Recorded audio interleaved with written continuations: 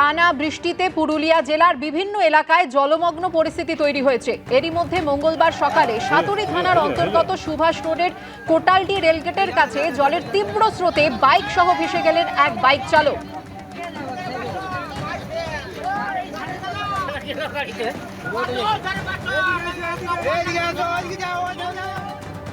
আর এবার আপনাদের দেখাবো পটাশপুরের ছবি। জলের তলায় চাষের জমি।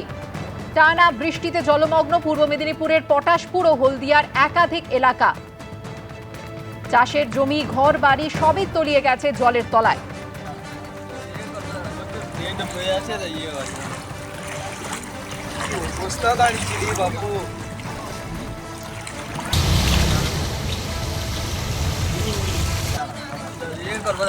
টানা বৃষ্টিতে ফুঁসছে বাঁকুড়ার গন্ধেশ্বরী নদী। জলের তলায় চলে গিয়েছে মানকানালি সেতু।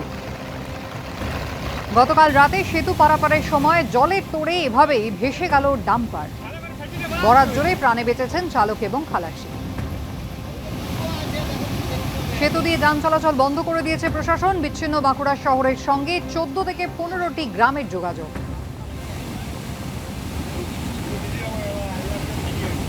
এবার দেখাবো আপনাদের আসানসোলের পুরো এলাকা কিভাবে মাত্র 4 ঘন্টার বৃষ্টিতে জলমগ্ন হয়ে পড়েছে। রেলপাড় এলাকার 5টি ওয়ার্ডের বিস্তীর্ণ এলাকা এইভাবেই জলমগ্ন।